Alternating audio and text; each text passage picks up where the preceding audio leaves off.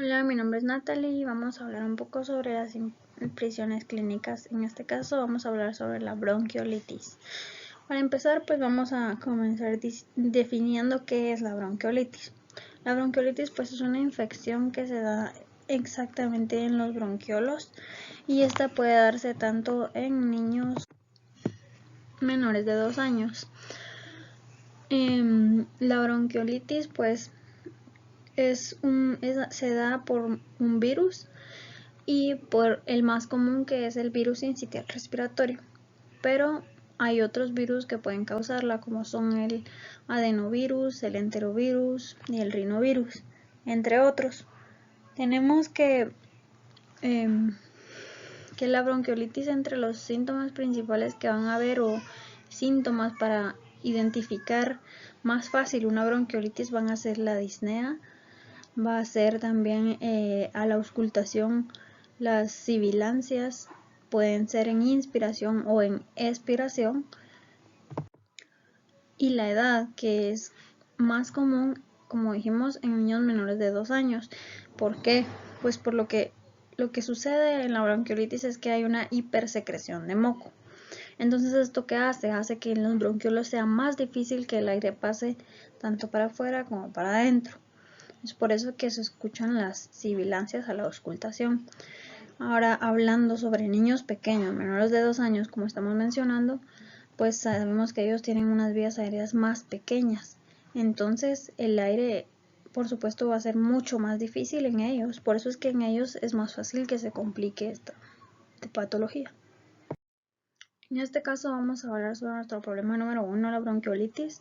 En sus datos subjetivos pues teníamos a un paciente que es referido de un centro preventivo de la zona 18, quien consultó pues la dificultad respiratoria de un día de evolución. En sus datos objetivos tenemos una saturación de 89%, fiebre de 38, a la auscultación las sibilancias bilaterales y las retracciones subcostales e intercostales. También vamos a tener que tenía una en la escala de Wood-Downs 5 puntos. Luego vamos a ver esta escala de Wood-Downs.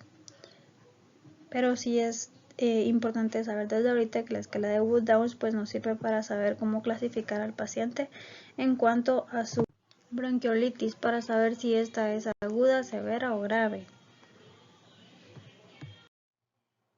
En el plan diagnóstico, pues como diagnóstico diferencial tenemos COVID e influenza, entre los cuales estos se suponen porque pues el inicio de los síntomas es muy parecido. Entre sus nuevos datos vamos a tener la radiografía de tórax, que vamos a mostrar más adelante. En su hematología encontramos leucocitos que se asemejan a una hematología viral, ya que vamos a tener muy comúnmente la leucocitosis a expensas de linfocitosis y no de neutrofilia, como sería en una bacteriana. Vamos a tener en la química pues nada alterado. La PCR indicándonos que sí hay un factor inflamatorio o infeccioso. En el hisopado pues vamos a tener positivo para el adenovirus, enterovirus e rinovirus.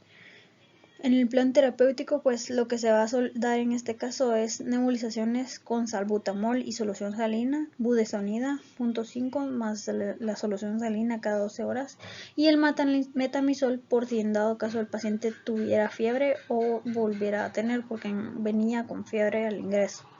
Pero sí es importante mantener al paciente sin la fiebre y hidratado.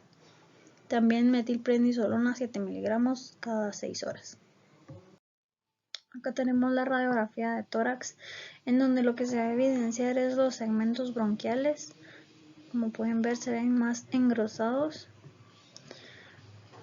En este caso de este paciente, pues la radiografía no se ve tan afectada como en otros casos, donde sí se ven los segmentos bronquiales mucho más marcados. Como plan educacional, pues debemos de instruir a la madre sobre la importancia de la buena higiene del niño y de ella con el niño al manipularlo. También debemos de indicarle a la madre que la lactancia materna pues es muy importante, ya que el bebé no debe de deshidratarse, y en este caso el bebé que es menor de 2 años, pues no consume lactancia materna aparte de su dieta. Entonces sí es importante indicarle a la mamá que debe mantenerlo hidratado. También debe indicársele que si hay humo de cigarrillo cerca, pues no debería de acercarse el niño a eso, ya que esto podría agravar los síntomas o incluso llegar a provocarlos desde el principio. También si hay niños con síntomas gripales, es mejor que el niño pues no esté cerca de ellos.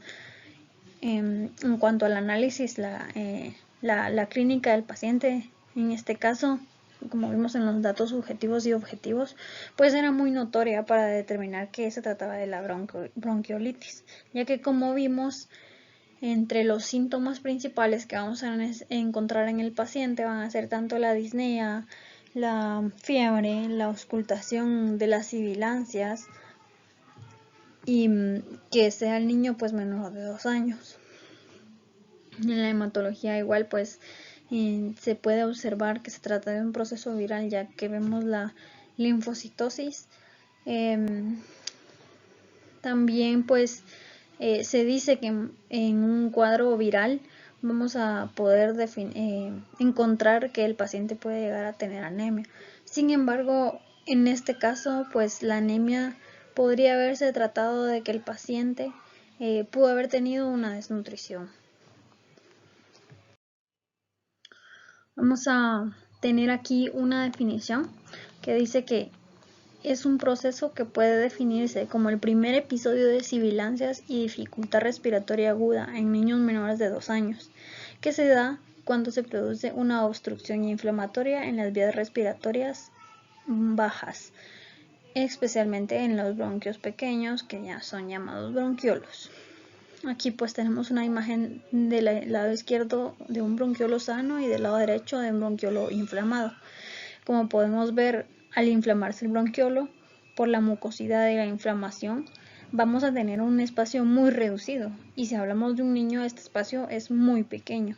Es por eso que se dan las sibilancias. En cambio, del lado izquierdo vemos como el aire pasa libremente, ya que no hay ni inflamación ni mucosidad. En el cuadro clínico vamos a tener que al principio muchos niños lo que desarrollan antes de los síntomas específicos va a ser un cuadro gripal. Vamos a tener rinorrea, irritabilidad, anorexia, fiebre, tos, y luego pues vamos a tener ya los síntomas que son más frecuentes, como fiebre, los vómitos, deshidratación. El paciente puede incluso llegar a ponerse cianótico por la misma falta de aire que tiene. Puede haber también faringitis, vómitos. Podemos tener taquipnea, el tiraje intercostal y subcostal, que en este caso lo presentaba el paciente, las sibilancias, la expiración prolongada y la tos. Luego, en el periodo de convalecencia, vamos a tener ya la hipersecreción aumentada, la tos variable. Acá pues tenemos la escala de Wood-Downs, que es la que mencionamos que el paciente tenía 5 puntos. Vamos a ver que esta escala pues se va a componer de ciertos parámetros que van a ser sibilancias, el tiraje intercostal, la frecuencia respiratoria, frecuencia cardíaca, ventilación y cianosis. Y la de Wood-Downs compleja o compuesta, que en esta pues lo que se va a incluir es el FiO2 si el paciente está con oxígeno. Esta escala pues vamos a ver que va a tener, se va a interpretar desde 0 a 3 puntos, y vamos a ir dando la valoración en cada uno de ellos para denominar si el paciente se encuentra en una bronquiolitis leve, moderada o grave. Vamos a ir viendo acá cuáles son los que tenía el paciente. En cuanto a sibilancias, pues lo mencionaba el caso, que las sibilancias eran al final de la expiración, por lo que vamos a tener un punto. El tiraje era subintercostal, ya que no había aleteo nasal ni era supraclavicular, por lo cual tenemos 2 puntos. La frecuencia respiratoria, que en este caso pues el paciente tenía 41, por lo que tenemos otro punto. En la frecuencia cardíaca estaba con una frecuencia de 141, entonces estaría de 190. Entonces el paciente tendría ya otro punto. En la ventilación, pues era buena y simétrica, ya que no veíamos disminución de la entrada de aire, y en la cianosis pues estaba ausente. Entonces hasta ahorita llevamos ya los 4 puntos. Dijimos que el paciente tenía 5 porque se trabajó con la escala de Wood-Jones compleja, que esta incluye pues otro valor que es el que mencionamos, el de oxígeno. Y como tenía oxígeno, entonces estaba desaturado, requería de oxígeno, por lo que es otro punto más. Entonces 5 puntos nos indicarían que el paciente presenta una bronquiolitis moderada. Existe otra escala que es la escala de Silverman-Anderson, y esta pues no se utiliza tanto, se utiliza más la de Wood-Jones. En esta pues lo que vamos a observar es si hay disociación torácica, si hay tiraje intercostal, retracción sifoidea, aleteo nasal o quejido expiratorio. Ya dependiendo de estas pues vamos a tener igual un valor de 0 a 2 y vamos a clasificarlo en el cuadrito que tenemos aquí abajo. Para terminar, vamos a decir que los síntomas y signos del paciente son muy importantes al momento de hacer un diagnóstico. En este caso, tomarle una buena historia clínica al paciente es de mucha ayuda, ya que si el paciente presenta pues antecedentes de este broncoespasmo, debemos de prestar mayor atención a que probablemente el niño pueda tener esta patología. Además, es de mucha importancia dar un buen tratamiento al paciente, esto dependiendo de las necesidades de él. Entre el tratamiento que se le dio a este paciente fue la colocación de oxígeno, ya que como vimos en la historia clínica el paciente venía saturando 89%, por lo que fue necesario darle oxígeno con cánula binasal. De igual forma, en el plan terapéutico se le dio al paciente nebulizaciones con salbutamol, budesonida. Estas van a variar, las nebulizaciones con salbutamol fueron cada 3 horas y las nebulizaciones con budesonida cada 12. Esto también es muy importante para ayudar al paciente a poder tener una mejor respiración y así eliminar el moco que tiene en los bronquiolos. Para finalizar, aquí tenemos las referencias que fueron utilizadas en el caso clínico.